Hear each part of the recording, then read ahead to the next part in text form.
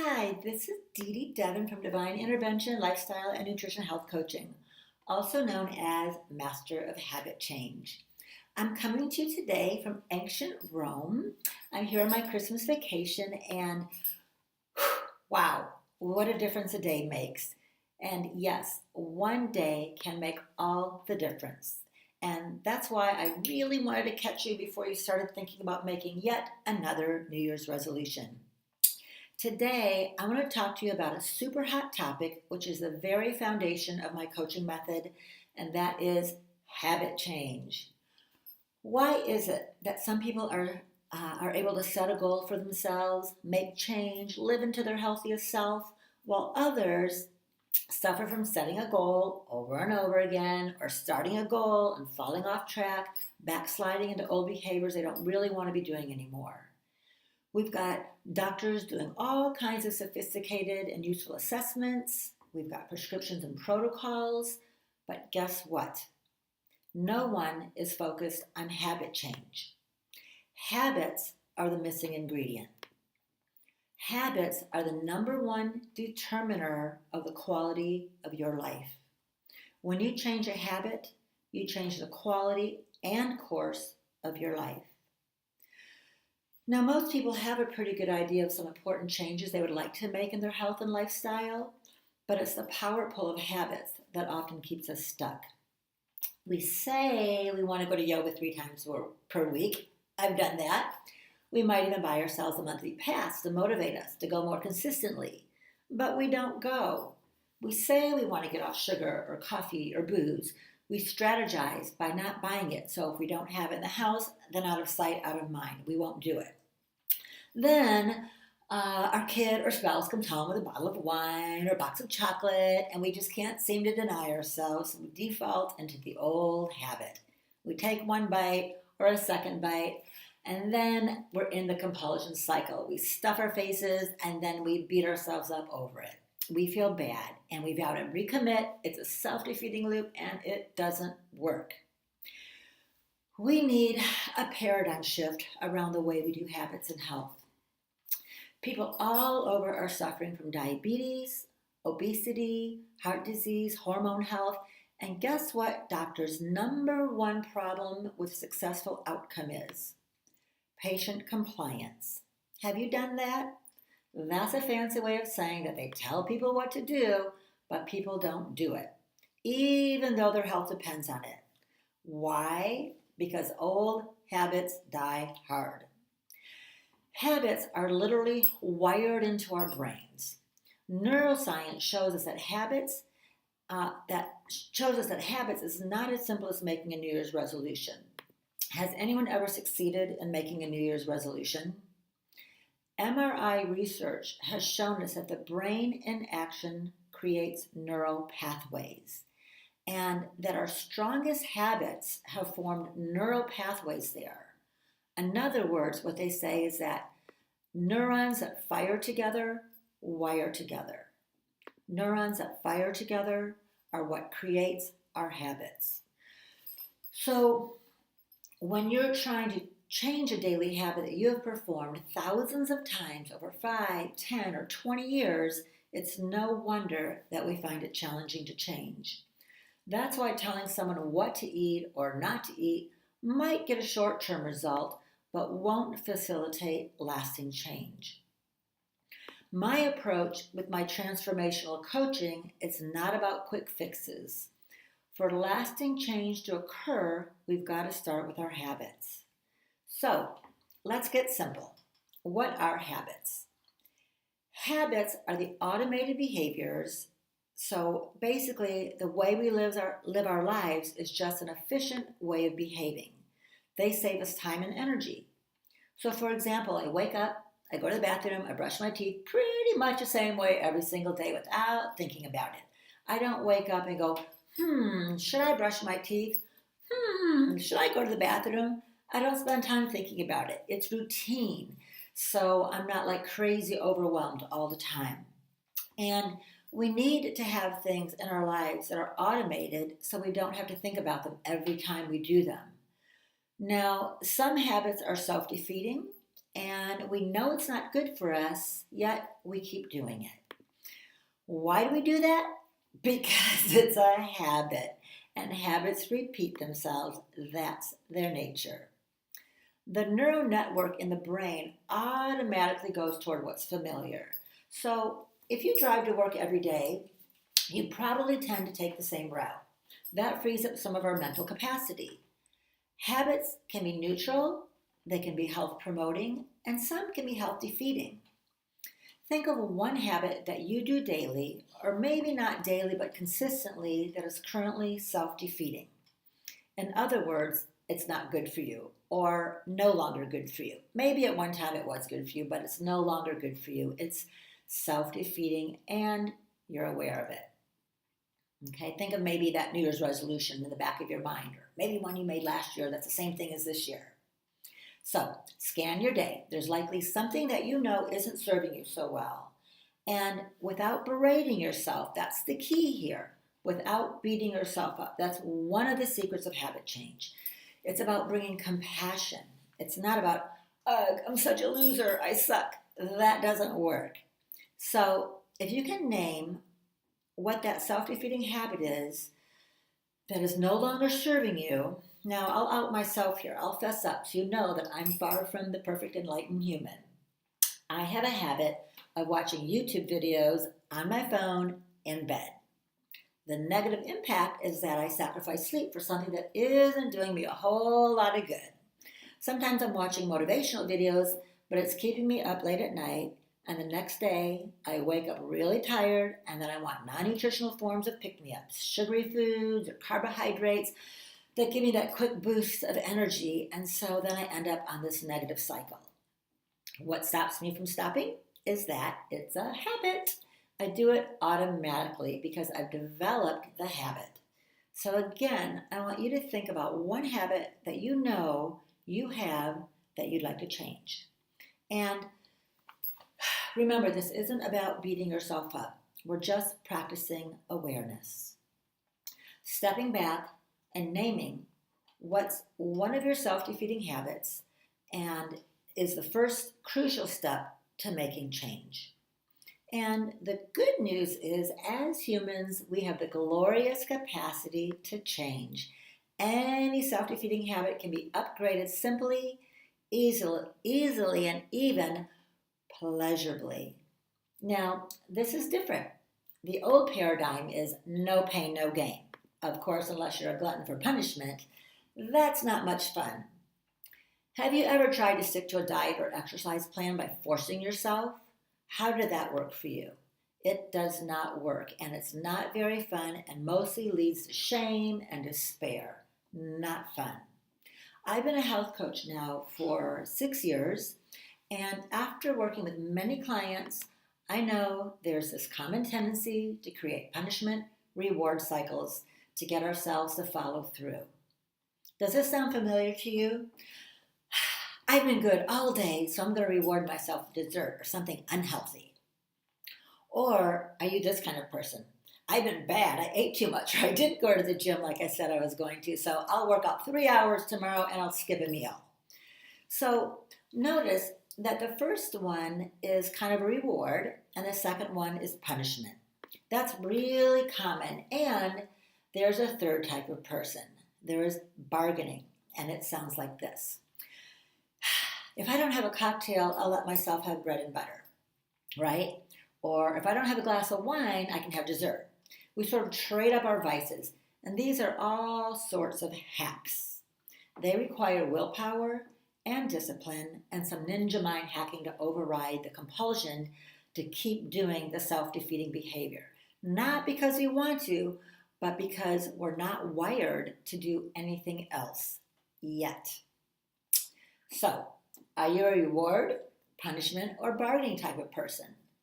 And on a scale of 1 to 10, 1 being not effective and 10 being a woohoo winning strategy, how effective is it to give yourself punishments or rewards or bargains for your energy, your body, your overall health? How effective is it? Does it create lasting change? It's not very effective.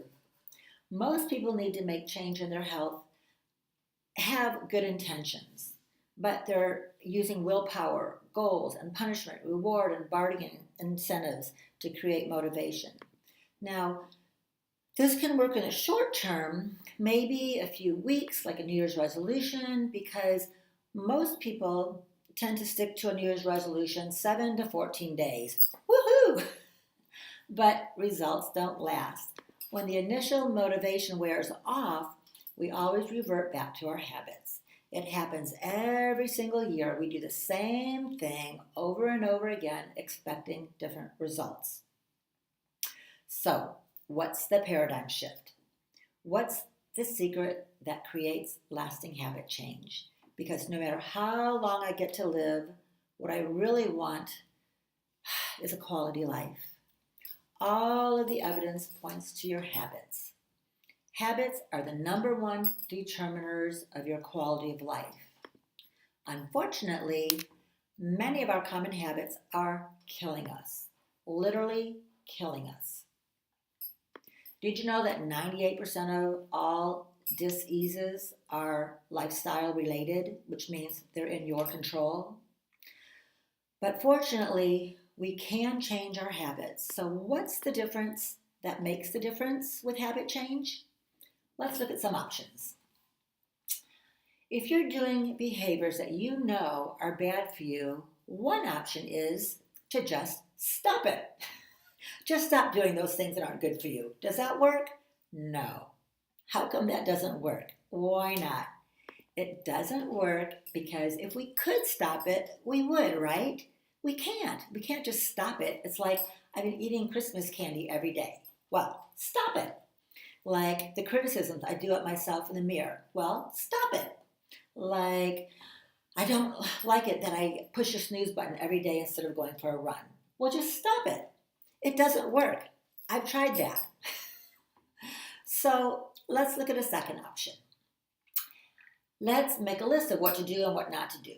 Do eat greens, don't eat carbs. Do drink water, don't drink soda and alcohol. Do go to bed at 10 p.m. and don't stay up late watching videos. How does that work? Have you ever made a list of what to do and what not to do? Does that work? Nope, that doesn't work either. So if it did, if you're one of the lucky ones that it did, how long did it last? A day, 2 days, 3 days? So it's not either of those options.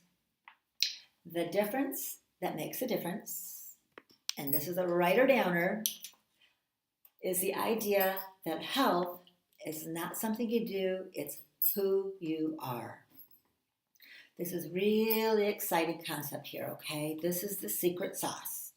I'm going to say that again.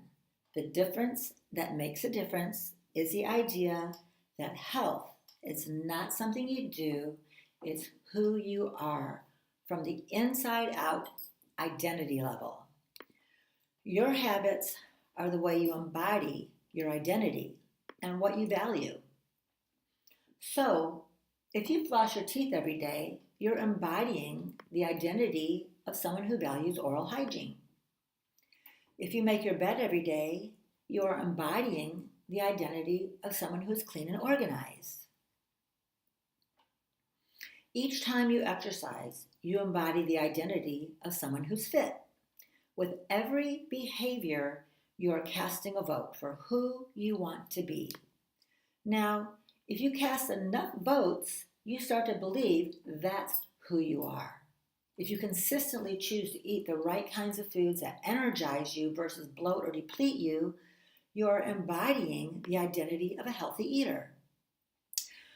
What makes my health coaching methodology so different from what other people may be teaching or preaching is that it works with the ultimate form of intrinsic motivation, where it's not about losing 20 pounds or going to the gym every day. It's about becoming the type of person you want to be. So in other words, who are you as your healthiest self? With habit change, we're not working with lists of what to do, what not to do. My approach is to teach people how to make healthy habits a part of their identity. True behavior change is identity change. It's about becoming the kind of person that chooses healthy living because it's simply just who they are. And when that happens, making healthy choices around food becomes automatic. I was in Vegas a while back, uh, and of all things, at a health coaching conference, kind of an oxymoron. And I went out one night with some of the other fellow health coaches, and one of the girls asked me, "Do you ever turn your health off?" And that was when I knew personally the difference that makes a difference. I don't turn my health off and on. I don't live in the land of deprivation. I can choose to have anything I want, but that's just not who I am. I had a client once who came to me and she said, "I don't just want you to give me a menu plan. I want you to help me make health my religion." And I'm like, "Yes, you got it. I got that."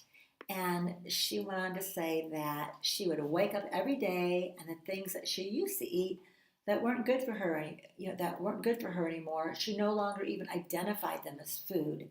They weren't even food to me, she said. So it wasn't like I had to deprive myself. I just didn't even recognize it as food. That's what I'm talking about. So when this happens, making healthy choices becomes automatic. It's not a brain hack you have to do. It doesn't occur as deprivation. Exercise doesn't feel like a chore you trick yourself into doing. It's no longer a should or a have to. It's a get to. So if you want to become the kind of person who wakes up at 5 a.m. to go for a run, it's going to be difficult to force yourself out of your cozy, warm blankets into the winter cold. The alarm will go off, and I'll be like, "Really? Am I really motivated to do this today? Or maybe I can put it off till later. I'll do it later this afternoon, or I'll do it tomorrow. I'll do it this weekend. Yes, I'll go for a longer run this weekend." That doesn't work. On the other hand, when it becomes a part of your identity, the alarm goes off and you already start to experience the excitement and inspiration to get your sneakers on, get out that door, feel the fresh air on your cheeks, feel your lungs expanding and waking up with the gratitude that your body can do this. Easy because it's who you are. When we make change on an identity level, follow through becomes automatic. The habits that create our best life become non-negotiables. It doesn't require discipline or willpower because it's who we are. We are someone who chooses healthy living. This is how we build healthy habits that last. And this is why my habit change coaching method is different. The basis of most coaching models is first, we identify the client's wants, like they have some sort of goal. Okay. Then they have some obstacles that are in their way, why they haven't been able to achieve these goals. And then they go to work on getting some obstacle removing tools. So the result then is that the focus is on the obstacle removing tools, the obstacle removal. And now this is only slightly effective, and let me tell you why. It's a temporary breakthrough. Basically, we remove this obstacle and we sort of feel this possibility, which is good, but it creates a temporary breakthrough, which feels good in the moment, but within a few days or weeks, the old patterns start rushing back in. And this is what I call a fake through or a fake breakthrough, because these temporary breakthroughs will stop working. On the other hand, when you create change on the identity level, there's an embodied cognition. This is when it becomes integrated as part of who we are. That's how you get results that last.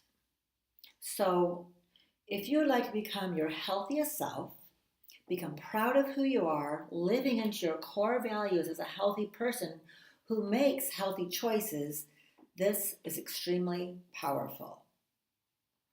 I believe the missing ingredient in healthcare is a focus on habit change. We don't need more information. What we need is transformation. And that's the power of my transformational health coaching. Sure, I inspire people, but that's not my job to be a cheerleader. My job and passion and purpose is to facilitate transformation, even when life is difficult, with more power and grace. So that's what I provide, and I have the tools to help you if you would like to make the rest of your life the best of your life. I invite you to a free 60-minute discovery session where we will create a spectacular vision of what you want, discover what's been standing in your way, and the loving steps to reach your goals. This is also an opportunity to see what it would be like to work with me as your health coach. Private message me or sign up at the link below. To your best life ever. Namaste, and have a fabulous day.